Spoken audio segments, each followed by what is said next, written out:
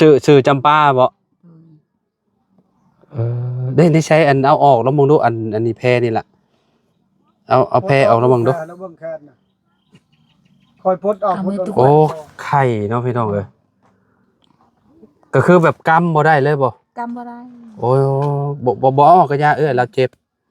โอ้เราอันนั้นมันยังไข่อยู่พี่น้องมันบวม3มื้อเนาะก็คือมันหักจากท่อนเด้นี่เนาะแต่ว่าเพิ่นบ่ได้ไปเอ็กซเรย์เบิ่งบ่ได้มีแต่เขาดึงเอามันเข้ากลับลง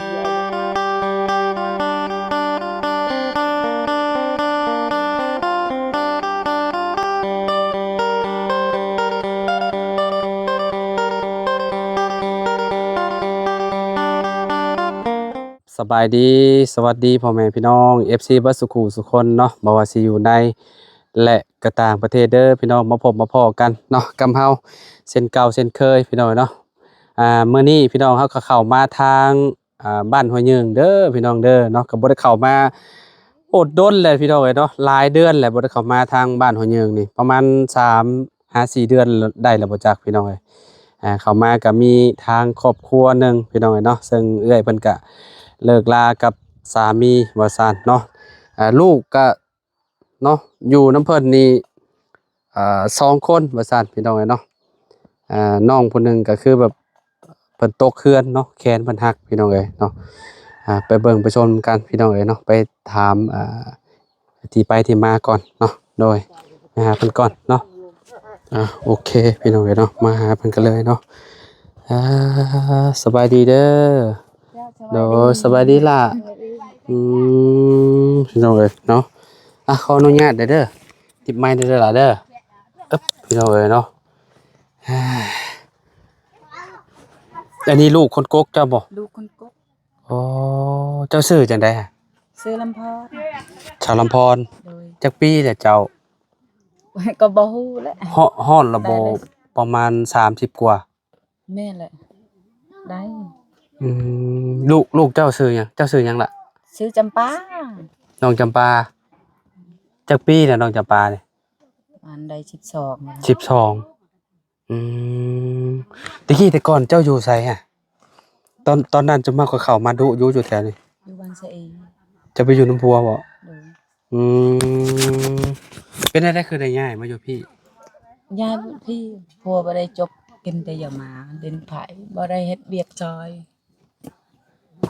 พัวลิ้นยาบ่ติดยาใครให้เฮ็ดหยังก็บ่ซอยเพิ่นก็ตีเจ้าบ่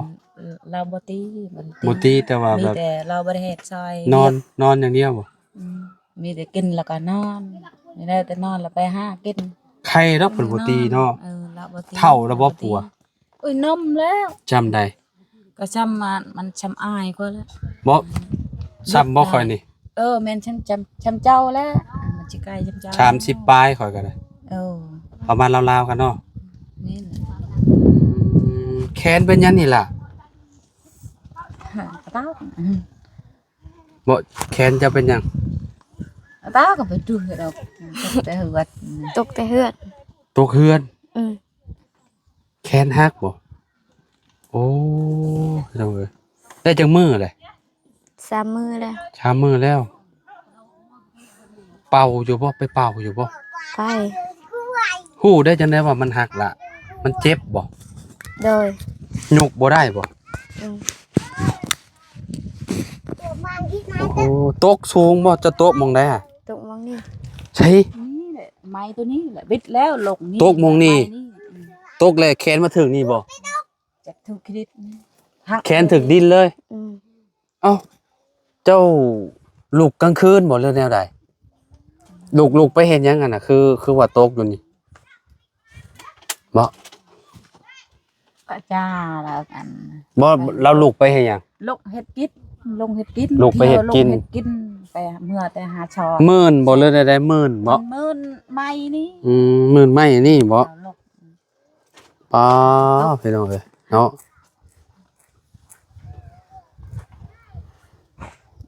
ได้ไปหาหมออยู่บ่ไปหาหมอเป่าไปหาหมอ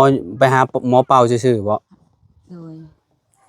ไผซะน่ะลูกเจ้าอยู่บ่ปอจังได๋ เอาไว้มันจะมันไปเยอะดื้อนะ ปอจนได้ตะกูพี่น้องเอ้ยเนาะจะคนลูกเจ้า 4 คนผู้หญิงผู้เดียวนี่ สี่ ชายชาบ คนที่เท่าได ผู้ที่สี่ ใส่ ช่องคนนั้นพอเราไปเอาช่องมือชามือแล้วพออะไรมาเอาอยู่ใส่ พอเอาอยู่นี่เอามือไปอยู่น้ำเล่า ใช้มาเลิกกันคือมาหากัน เที่ยวได้ไปหาเอาลูกนั่นแหละ บ่ก็แล้วแหล้วแสดงว่าบ่ได้เลิกกัน เลิกบ่ได้ชดน้ำมันไปเอาผู้เดียวมันเอาแต่ลูกใบเฮ็ด จีกใบยาห้างเรียบร้อยแล้วบ่ เรียบร้อยแล้วสิได้ปีนึง มีแต่เรากินฮอดลูกแล้วก็เอาลูก คืออยู่ซะเนาะจีกใบยาห้างแล้วเรียบร้อยแล้วใครซะเนาะอ้าย อืม ทางแม่ไอ้พ่อน้องนางสบายดีอ้ายโอ้ยเนาะพี่น้องเอ้ยเนาะ เป็นเฒ่าแก่ในโฮมเป็นผู้ โดย เขียน เอามาทางนี้เจ้าเนาะมาอยู่นำกัน ผู้เขียนใบยาหางเรียบร้อยแล้ว ก็คือเราจบกันเรียบร้อยแล้วกับผัวเราน่ะ เรียบร้อยแล้ว ม เรามีสิทธิ์เอาคืนได้แล้วคันบ่แต่งใหม่เลยบ่ได้ โดย บ่แต่งฮิตของบ่ขายค่าดอกแล้วบ่ได้ เจ้าก็ยังสิคืนไปหาเราอยู่บ่ใครเด้ซะเนาะ เรา ก็ พ คือ บเวลาพัวเรามาเราปุ๊บนี่ โอ้นี่ไปอยู่หม่องใหม่เนาะ ก็คือ ก็คือนี่ย้ายมาจากบ้านผัวเบิ่นแล้วบ่พวกที่นุ่งที่นอนนี่ มาแต่พ้นน่ะคือ อืม ตอนนี้นั่นน่ะ อ๋อเวลาฝนตกผ่านลงเฮ็ดได้บาดนี้ เฮ็ดได้ มันสิฮอดยามพ้นแล้วได้นี่ ตลาด เนาะอ้าย แม่น เฮ็ดได้ จะปลูกเอาเองจะบ่นี่น่ะ ปลูกเอาเอง อืม ได้แล้ว3 อาทิตย์ชี 3 อาทิตย์4 อาทิตย์เนาะ ที่เราอยู่ที่พระชาอายที่เราเองบ่ที่ดินเราเองบ่ ที่เองนี่มูลพอเรา อ๋อใครเนี่ยซะเนาะพ่อแม่เจ้าเด้ซะไอ้ แม่ พี่น้องน่ะ นี่ไปอยู่นำพัวอยู่บ้านอื่นบ้านนู่น อยู่ พุ่น บ้านห้วยพก ห้วยพกห้วยตาด แม่หายัง แม่ก็ แต่ว่าพ่อฮะ พรตาย พ่อเสียพี่น้อง พี่ พี่น้องก็บ่ได้อยู่นำพุ่นเอาพัว พี่ อ น้อง ยู่บ้าน ก็ สเวตกับผู้หนึง หลายบ่พี่น้อง ละ เรา ผู้หนึง ผู้ชายชาบ ผู้ชายสาม ผู้หญิงชี ผู้หญิง สู้ 4 เข้ามาแล้ว หมดชูเขา อ๋อผู้ชายไปอยู่นำลูกนำเมียบ่แล้วใครเนี่ยแต่เรายังมีที่ตัวเองเนาะพี่น้องก็กว้างเติบบ่อ้ายฮอดใส่ พูด โอ้แสดงว่าปลูกเฮือนได้อยู่ซะเนาะ ไปดูช่องหลัง พี่น้องเอ้ยเนาะอันนี้คือแบบเพิ่นมาปลุกอยู่สัวข้าวพี่น้องเอ้ยเนาะ สุข้าวนี่เรา โอ้ ไปหาบจ้างอยู่บ้านนั้นไปกดมันเข้า ไปคน ของมันเข้าแล้วได้เงินเลยไป จ้างให้เขา ลูกสิบโพรถพอดชอยดุดให้ช่วยเหลือกันนั่นก็เลย อ๋อก็คือตัวลุ่มหาแม่นของเราอีก ซื้ น่ะ น้ำมันรถให้เขาซื้อ แล้วก็เจ้าดุดให้เราสิปลูกเฮือนอยู่ลุ่ม คอนั่นเขาเจ้า เจ้ามีแล้วบ่เสา บ่มี เช่าน่ะธรรมดาได้เช่าน่ะ ชาวย่างก็บ่มีแต่ชาวก็ตัดชาวมันยัง ใส่จะตัดอยู่ใส่ พูนอยู่บ้านกุกชาติพุ่น บ่อยู่ในนี่มีแล้วบ่ต้นเสา มีแล้วแต่ มี เช่า แล้วตอน ได้ เช้าเช้ามันแล้วก็ไปกันเช้ามันชื่อๆนะ เจ้าไปตัดแบกมาหรือว่าให้กับเจ้าคนมาให้ รถไทย เจ้ารถไทยมีจักต้นแล้วอยู่นั่น หก มี6ต้นเจ้าสิเฮ็ด6ต้นบ่พอได้อยู่เนาะอันนี้เข้าโรงเรียนยังบ่สะลูกนี่ ง่ายมานี่เราบ่ได้เข้าได้พูดมันเข้าอยู่บ้าน เจ้าอ่านหนังสือออกอยู่บ่ล่ะบ่ได้อืมชื่อจำปาบ่ได้ใช้อันเอาออกแล้วมองดูอันนี้แพรนี่ล่ะเอาแพรออกแล้วมองดู แล้วเบิ่งแค่น่ะคอยพดออกพดออก โอ้ไข่เนาะพี่น้องเอ้ยก็คือแบบกำบ่ได้เลยบ่ กำบ่ได้ โอ้ยบ่ออกก็ยาเราเจ็บโอ้เราอันนั้นมันยังไข่อยู่พี่น้องมันบวม3มื้อเนาะก็คือมันหักจากท่อนเด้นี่เนาะ จังว่า แต่ว่าเพิ่นบ่ได้ไปเอ็กซเรย์เบิ่งบ่ได้ มีแต่เขาดึงเอามันเข้ากลับแล้วมีเอามาเป่า ก็คือแบบ คายเขา ไปให้หมอปัวนี่บ่ หมอเป่าแล้วบ่ได้ลุกได้กับพายมือนี่ แต่คือไปหากระเจ้าแล้วกระเจ้าสิดึงแบบนี้กระเจ้าดึงโถกแบบนี้บ่ พวกพ่อดึงเองเด็กป่ามันดึงเอง ตอนลงมาแรกๆเป็นแบบใดแขนเราแขนแบบหักทบเลยบ่ หักทุบเลย แขนหักเลยพี่น้องเอ้ยเนาะ แต่ตามันนั่นแหละ ก็บ่ได้แสดงว่าเราเหยียบบ่ถูกบนได้บนหนึ่งเพราะอ่ะเนาะ เที่ยวไปที่มาอยู่ตอนนั้นมาแต่หากินกับนางน้อยแหละ แกล้งผ่าแกล้งพัก เรา กูดนั่นแหละ เราไปหาประกูด แม่ กับลูกเจ้า กับล้านคนนางน้อย เอ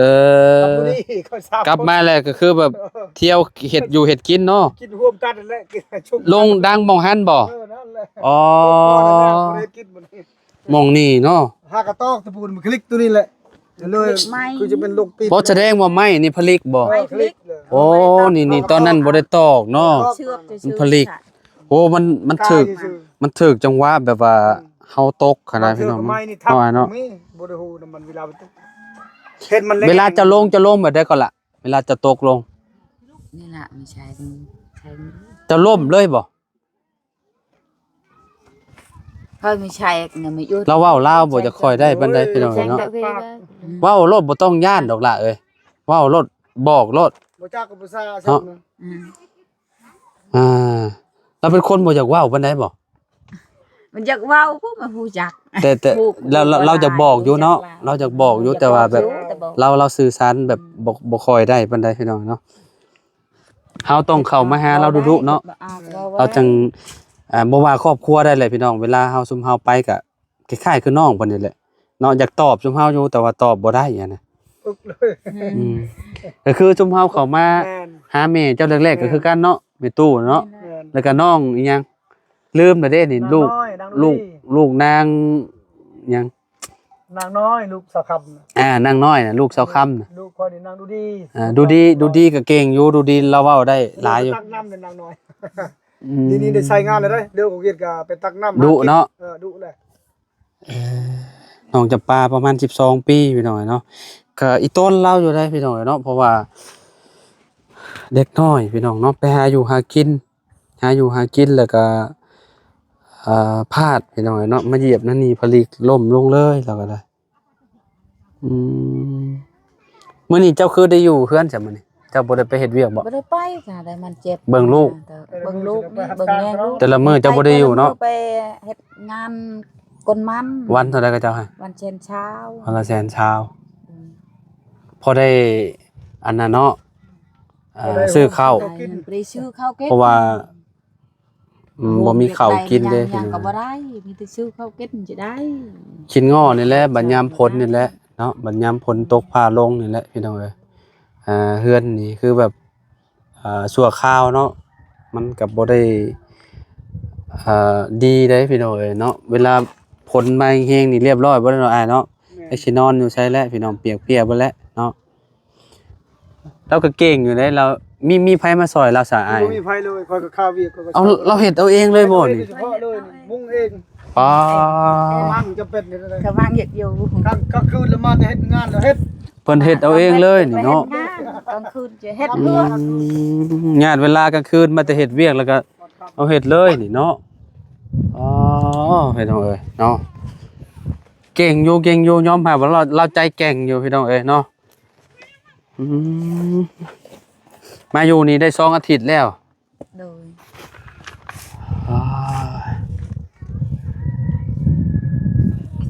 ลูกคนอันใหญ่ก็ยังบ่ได้อันนั้นพี่น้องเนาะ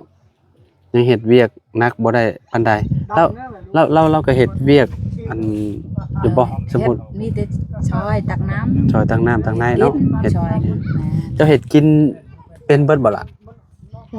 เป็นแกงน้ำมุงน้ำไม้ก็เป็น เป็นหมด เป็นหมดเลย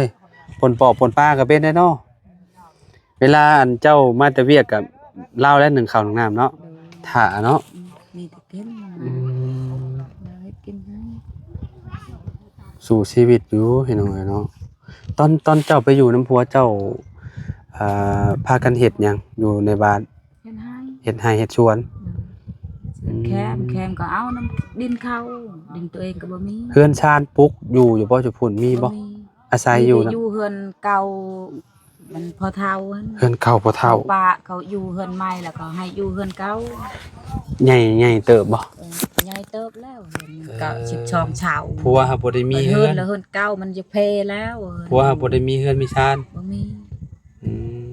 บ่มีหยังแต่เอากันก็บ่ได้เฮ็ดช่อยหยังหาเงินหาค่ำก็บ่ได้ไปหามีแต่อยู่มีแต่เล่นกับไผ เจ้าหา กินยามีแต่ค่อยหา เจ้ามีแต่หา ค่อยนี่หาน่ะนับแต่เกลือเป็นนัวค ข้าวกินค่อยหาเองอยู่พุ่นก็คือเฮาอยู่นี่ อืม มีสิใครแน่ข่อยอยู่ผู้เดียวหาก็เลี้ยงลูก เลี้ยงลูกเนาะ เลี้ยงผัวเนี่ยเลี้ยงลูกนี่ข่อยก็ย่อมอยู่บ่ได้นำลาว อืม มันค่อยก็ยากอยู่ต่างกัน ดีแล้วจะตัดสินใจ ข่อยก็ตัดสินใจเลี้ยง เจ้า ลูก เจ้าตั ลู ด กค่อยก็เมื่อน้ำลาวก็ได้แล้วประมาณได้5-6 มือแล้วเราไปเอามันมานี่แล้วค่อยก็ปุ๊บไปพุ่นอยู่ เออ แต่ว่า เลิกลากันแล้วยังสิมาหากัน จะ เนาะ เลิกแล้วมาไปชงอีกเมื่อยเลี้ยงกับมาชง เขาว่าบ่ไหว้ดอกเขาว่าเนาะ อืม เขาว่าเลี้ยงบ่รอดดอกเขายันจักหน่อยเอามาคืนเจ้าอีก บ่คอยบ่ยอมเอาแล้ว ว่าลูกเจ้าหั่นแหละ ออ เดี๋ยวเราก็เอาเด็กน้อยแล้วมาคืนเจ้าอีกนี่ถ้าเราเลี้ยงบ่รอดเด้ มันจะก็เมื่อมันเมื่อหมดลูกก็เมื่อเฮาบ่เกี่ยว เพิ่นกินฮอด ให้เมื่หมดเลยข้อยบ่ เจ้าก็สิเมื่ออยู่บ่ บ่ เจ้าต้องอยู่เลี้ยงแม่เนาะ จักเอาไปนี่ก็ อันนี้บ่ได้จังเมื่อบ่นี่ บ่อยากเมื่อแต่มันปะกันมันบ่ไปเลย แต่ละเทื่อพอมันไปเอา แสดงว่าสองคนนี่ติดเจ้าเนาะ ติดเขาชอบคนนั้นน่ะไปหาแต่พอ แต่สองคนน่ะติดบ่ติดพอ เขา มัน ชอบคนนั้น เออ มันลูกอยู่กับเฮาหมดช่องก็ชีขด อืม มันมีแต่มันแบบนี้มันอยู่ๆเจอตามมันก็เอามันติดกับมือยานี่ก็เรียก ผัวเราหันมักคืนแต่ผู้นี้บ่มักแล้ว อืม ไม่ได้ก็บ่มักแล้วเพิ่นว่าตัดคอตายดีลื่นมาผู้คอตายที่กูไปมักคืนนั่นบ่ได้ เรา ทุกพันมาบ่เป็นง่ายเลย คือว่าแล้วเราก็เห็นแหละเด้ เฮ็ดวิธีงานผู้เดียวนี่งานก็นาค่ำ ที่ผ่านมาน่ะอดบ่ อดมีแต่อด อดตลอดเลย อด เป็น ตลอด ผู้ เล ทำบ่ ย ได้เป็น บัด ปะ บัดนี้เป็นได้คือว่าอดบ่ได้บาด อดบ่ได้เมื่อคิดไปคิดมาจะเท่าตัวเองยังบ่มีหยังเลย มีแต่ทุกข์กับทุกข์มีแต่ลำบากกับลำบากผิดกันตลอด อยู่กับผัวก็บ่มีความสุขเนาะ เฮ็ดหยังก็บ่มีความสุขมีแต่ทุกข์มีแต่กรรมเวรคอยกันเลย แบบว่าอยู่นำกันนี่คือแบบมื้อหนึงนี่ผิดกันมีอยู่ 2-3 เทื่อบ่แล้วเนาะ มีแต่ผิดกันอยู่ก็บ่จบบ่ดีมีประมวลมีแต่ทุกข์มีแต่ยากประมวลอยู่ในใจบ่สะดวกบ่สบายคือตกตับเฮากับยาครับ อืม บ่ได้อยู่นำมันมีแต่มันบ่ได้คิดหยังมีแต่มันอยากนอน อืม หาแต่กินหาแต่เล็ดมีแต่ยังนอนกับยังนอนหมู่เฮ็ดหยังก็บ่ได้บอกเฮ็ดหยังก็บ่ได้ชอยตัวอยากเฮ็ดอยากอยู่ก็อยู่มีหยังกินก็มันกิน บ่ได้สนใจน้ำลูกน้ำเมียเลย บ่ได้วุฒิ อืม บ่ได้ชอย คืออยู่บนเจ้าก็มีแต่ไปรับจ้าง มีแต่ไปรับจ้าง ซื้อข้าว ชื่อเขากินบอกเชญาบอกทางให้งานจีนเปิดตัดไปเมกไปให้เฮ็ดน้ำจีนวันเช่นเช้าเช่นชาบบ่หลาย บัดนี้มีแต่หาเงินซื้อข้าวเลี้ยงลูกแล้วบัดนี้เนาะ เออ มาอยู่พี่เนาะ นี่ได้หาเงินหับจ้างเงินเขาคนมันต้นเกี่ยวข้าว ใครในดอกแบบว่าเลิกลากันแบบเรียบร้อยเลยใบยาห้างกับจีกเรียบร้อยเลยก็คือแบบ บ่มี เพิ่ ค่าน มาวุ่นวายอีหยังก็บ่ได้แล้วบัดนี้ มีแต่แขกประโปดมีแต่มันลำบากเอ้ยบ่ได้วุดหยัง ตอนนี้ยังปวดอยู่บ่ล่ะแขนยังรู้สึกว่ามันเจ็บอยู่บ่ เจ็บ เจ็บอยู่เนาะ อืม หากะมื้อ3มื้อนี้เนาะว่า 3 มื้อนี้ มื้อนี้มื้อที่3 เมื่ เนาะ อวานนี่เราบ่ได้ลุกเลย เมื่อวานนี่ลุกบ่ได้เลยบ่ ลุกบ่ได้ ลูกบ่ได้เลย บ่ได้เป้าช่องช้ำเชื่อเลยเราจะได้ลุก เป้าได้ใช้ในบ้านนี่บ่ มาในบ้านนี่ บัดดี้เพราะว่าเขาเจ้าจะให้โปรงคาย พวกชายแต่งกันหาเราก็ชิมพื้นนึงแค่พื้นนึงเราแก้วนึงแล้วก็เงิน500,000จังกันนะ อืม บ่ ชิน ใช่น้อยจะซื้อๆก็ดีเนี่ยก็จักเท่าไหร่แล้ว ชินปืนแพรว่า นี่ มีเราบัดดี้พุ่นแหละเนาะ ดีเป็นสิได้แล้วช่องลาด ใครดอกเรายังอันนั้นเรายังอายุยังน้อยอยู่แคนฮักก็ได้ มันมีโอกาสต่อไว้อยู่ ไว้ เพราะว่าถ้าผู้เฒ่านี่คือแบบนานเศร้าเด้เนาะ ไอ้ก็เก่งอยู่มอนเราเคยจอด เห็นบ่ คนเฒ่าคนแก่ก็ย่างชาก็เดือนนึง เออ ช่องทิศได้ย่างได้ไปเป็นแต่บ่ทันแข็งแรง อ่า นี่เด็กน้อยนี่เราเป่าเอามือที่ชามื้อนี้ลุกเลย เป่าจักเทื่อ แต่ละมื้อ ตอนเช้าตอนแรกเราเป่า ตอน เป่าตอนเช้าตอนแรกมื้อนี้ไปเป่ามาเลย เป่าแล้วแต่เช้า ตอนเช้าตอนแรก นี่ นี่ ตอน ยัง แร ได้ ก แต่ตอนแรกหมดเนาะ อืม อืม ตอนเราลุกทันได้เรามาเป่าลุกได้เราไปเป่าอยู่เฮือนแล้ว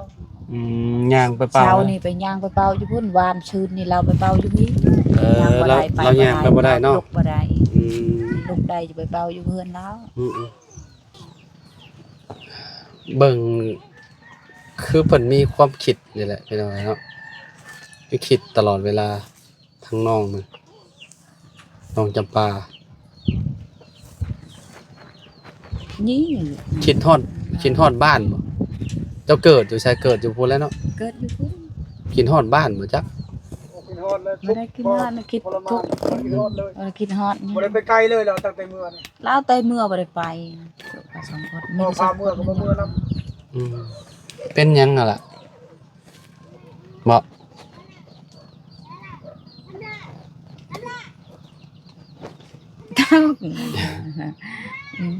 ก็แล้ว เรามีแนวในใจเลยพี่น้องเศร้าๆเลยพี่น้องเอ้ยเนาะจักหน่อยมันก็ดีจักหน่อยมันก็ดีแหละบ่โดนดอกเนาะเพราะว่ามันยังใหม่เด้เนาะเพราะว่ามันแขนคนเฮานี่มันกระดูกมันน้อยๆไงพี่น้อยเนาะกระดูกบ่ใหญ่เพราะว่ามันเป็นข้างนอกนี่มันเป็นเส้นไปเลยเด้เส้นที่ว่ามันโอบเมียนเด้เนาะกระดูกมันไปกระแทกตัวใดตัวหนึ่งมันก็หักตะกี้นะบ่าวก็คือกัดขี้ดื้อตกเฮือนแขนเฮือนสิเว้าบ่จนได้ใส่อีหยังที่กระเจ้าซานนั่นน่ะอ้ายกระเจ้าห้องไว้อีหยังเอาซานมาอันนี้แขนเมียนเด้ เขาพัก มาเจ้าห้องกังบ่ แม่นแหละห้องกังนั่นแหละ ไม่ตั้งไว้ แม่นเอามาแบบอันน่ะเมียนประคองกระดูกเมียนให้มันจอดกันเด้ บ่ให้มันตีก แม่นบ่ให้มันติงเด้ตะกี้โอ้แขนคอยดีหักตลอดบางทีก็ตกควายขี่ควาย แต่ว่าน้องเพิ่นบ่ได้ขี้ดื้อพี่น้องเอ้ยเนาะก็คือแบบน้องเพิ่นเที่ยวอันเฮ็ดเฮ็ดกินน่ะนะเนาะก็เลยตกพี่น้องเอ้ยเนาะตกย้อนไม้อันนี้แหละไม้ทั้งคืนนี่บ่ บ่เฮ็ดบันไดกายขึ้นเนาะเอ้ยเนาะจัก3ขั้น เราวุ่นอยู่ไปหาเฮ็ดงาน บ่ได้บุญเฮ็ดกันใดมีแต่ไปก็ไปมีแต่สองมือเนี่ย บ่ได้อยู่เนาะ ไป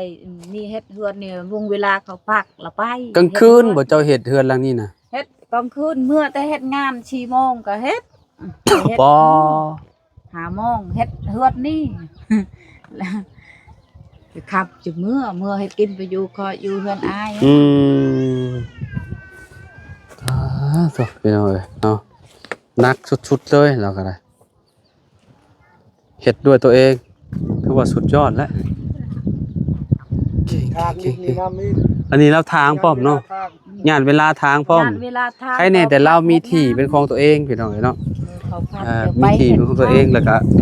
ผู้ใดต้นเสามีอยู่6ต้นเราสิหยุกอันย่างไปเบิ่งเอ้ยปะย่างไปเบิ่งเสาอันบ่เจ้าสิปลูกอีหล่าลงมาได้บ่ลูกลงได้อยู่บ่จำปา ได้ ลงได้ก็อันลงมาพี่ก็ได้ย่างเบิ่งไปย่างเลาะเบิ่งก่อนเนาะอืมน้องจำปาเพิ่นลงได้บ่ลูกลงมาเนาะ ลุกได้เลยไปก้าวถึง ระวังเด้อไปย่างไปเบิ่งเสาเฮือนเราก่อนพี่น้องเอ้ยเนาะอันนี้ก็ โอ้เขียนเอาเองเลยนี่เนาะเก่งสุดยอดเลย อ๋อจะป่า มาพี่ไม่อยู่น้ำเจ้านะมาพี่ไม่นะ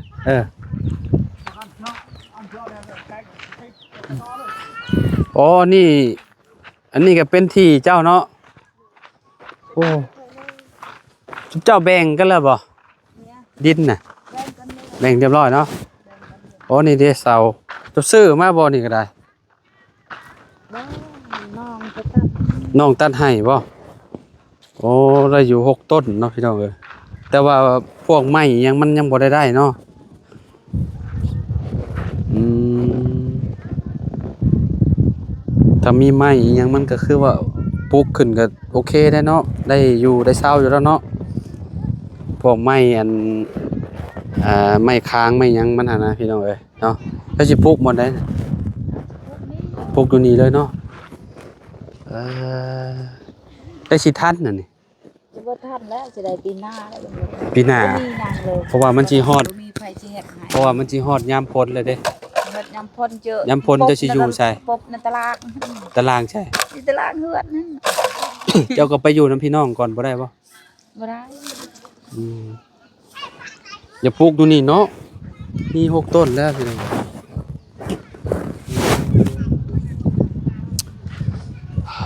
พี่น้องเอ้ยเนาะอีต้นเราอยู่พี่น้องเอ้ยป้าพัวมาก็มาปลูกกระต๊อบอยู่นี่เลยญาติเวลาเฮ็ดเราก็ได้ป้าเก่งเลยอยู่พุ่นเจ้าเคยเฮ็ดบ่ อยู่พุ่นก็ค่อยเฮ็ดเองหรืออันเกิดลูกแล้วค่อยเฮ็ดเองเฮือนน้อยสิเกิดลูกกลัวก็บ่ได้เฮ็ดให้ อืม เกิดลูกก็เกิดผู้เดียวลูก อืม บ่ได้ช่วยตักน้ำจับ แล้วมานั่งพี่ก็ได้นั่งพี่เบิ่งมันก็จะเลื่อมๆเนาะนั่งอยู่นี่ละนั่งอันละนั่งน้องจำปานั่งน้ำแม่นี่ก็ได้ สู้ เนาะแล้วก็เฮ็ดเวียกยากแล้วบัดนี้เนาะแขนบ่แขนเดียวบาดนี่พี่น้องเอ้ยเนาะอืม ก็ไปก็ยาก ไปเป่าแต่ละมื้อเอาน้ำธรรมดานี่บ่เป่า เหล้า เอาเหล้าบ่ เอาเหล้า ซื้อขวดเท่าใดเหล้าแต่ละมื้อ ปวดช่าง ขวดชาวพันผู้ โดย เป็นตรงเลยเนาะแพงอยู่เลยพี่น้องเลยเนาะเอาครับเนาะพี่น้องซอยน้องมันก่อนเนาะซอยน้องจำปาก่อนให้เราเพราะว่าต้องซื้อเหล้าเนาะแต่ละมื้อเนาะ เดินคู่ชื่อคู่มึง ซื้อคู่มือเนาะพี่น้องเลยเนาะพี่น้องเลยเนาะเอาก็สิให้เงินน้องทางน้องจำปาเพิ่นก่อนเนาะตุก1,000ได้จักมื้อเป่าฮะ